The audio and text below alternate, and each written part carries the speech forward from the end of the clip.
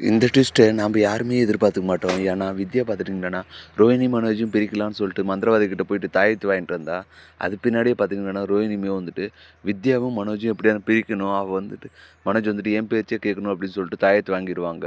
இதில பார்த்துட்டீங்கன்னா, வித்யா வாங்கின அந்த தாயத்த பார்த்தீங்கன்னா, முத்து எடுத்து அண்ணாமலை கையில கட்டினதுனால, இத பார்த்து வித்யா பார்த்தீங்கன்னா செம்ம டென்ஷன் ஆயிருவாங்க. "என்னடா இது இந்த இவர்கிட்ட இந்த தாயத்த கட்டியிருக்கு. உன்ன யார்றா கட்ட சொன்னது? நான் மந்திரிச்சு வாங்கின்னு வந்தேன். ஆனா நீ என்னாத்துக்கு இவருக்கு கட்டுன? இது இவருக்கு இல்லடா மனோஜுக்கு" அப்படின்னு சொல்லி புடுங்க பார்ப்பாங்க. ஆனா முத்து வந்துட்டு விடமாட்டாங்க. "யா உன் பையன் மட்டும் தான் நல்லா இருக்கணுமா? எங்க அப்பா நம்மள நல்லா இருக்கக்கூடாதா?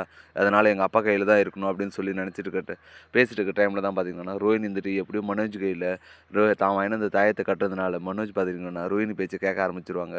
இதில மனோஜ் பார்த்தீங்கன்னா, லைட்டா அடிபட்ட உடனே ரோஹினி பார்த்துட்டீங்கன்னா, "ஐயோ! மனோஜ் என்னாச்சு? என்னாச்சுன்னும்." "அதெல்லாம் ஒண்ணும் இல்ல ரோகிணி" அப்படின்னு சொல்லிட்டு சகஜமா பேச ஆரம்பிச்சுருவாங்க. அந்த டைம்ல வித்யாவுமே வந்துட்டு, "என்ன மனோஜ் உனக்கு எதனா அடிபட்டுச்சா?" "அதுக்கு தான் சொன்னேன் எதுவும் கிட்டயே சேர்த்தாதடா" அப்படின்னு சொல்லிட்டு, "இப்ப பாரு உனக்கு திருப்பி அடிபட்டுருச்சு" அப்படின்னு சொல்லி டென்ஷனா போய் பார்க்க போற இடத்துல தான் பார்த்தீங்கன்னா, மனோஜ் வந்துட்டு வித்யாவ செமையா திட்டுருவாங்க.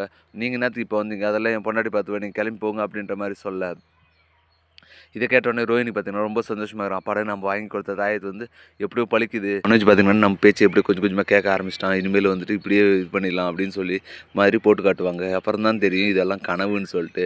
இதனால ரோஹினி பார்த்தீங்கன்னா, ரொம்ப வெக்ஸ் ஆயிடுவாங்க. அப்பா கனவுலயே இவ்வளோ நடக்குதுன்னா, அப்ப நிஜத்தில கண்டிப்பா வந்து மனோஜ் என் பேச்ச கேட்டுருவான் அப்படின்னு சொல்லிட்டு, மனோஜ் தூங்கிட்டு இருக்க டைம்ல தாயத்த எடுத்து கட்டலாம்னு சொல்லிட்டு போற டைம்ல தான் பார்த்தீங்கன்னா, வித்யாவும் தாயத்த கட்டலான்னு சொல்லி வருவாங்க. உடனே இத பார்த்தோனே ரோஹினி ரொம்பவே பதறி போயிருவாங்க. "நீ எதுக்கு இப்போ அவன் என் பையனுக்கு காயத்த காட்ட போற? நான் தான் அவனுக்கு கட்டணும். அவன் தான் வந்துட்டு வாழ்க்கை நல்லா இருக்கணும்னு சொல்லி நான் கட்டினேன். நீ என்னாத்துக்கு கட்ட போற?" அப்படின்னு சொல்ல. "நீங்க என்னாத்துக்கு கட்டுறீங்களோ அதுக்காக தான் நானும் கட்டுறேன். நீங்க மட்டும் உங்க மகனுக்கு கட்டலாம். நான் என் புருஷனுக்கு கட்டக்கூடாதா?" அப்படின்னு சொல்லிட்டு அந்த இடத்துலயே ரோஹினியும், வித்யாவும் பார்த்தீங்கன்னா சண்டை போட்டுவாங்க. இதனால மனோஜ் பார்த்தீங்கன்னா எந்திரிச்சு, "என்ன நீங்க 2 பேரும் சண்டை போட்டுருக்கீங்க? என்னம்மா என்னாச்சு?" அப்படின்னு சொல்ல. "டேய் இவ பார்றா மந்திரிச்சு ஏதோ உனக்கு தாயத்து காட்டுறா. நீ ஏற்கனவே நல்லா இருக்கிறது பத்தாதுன்னு திருப்பி உனக்கு ஏதோ மந்திரம் பண்ணி வந்திருக்கா.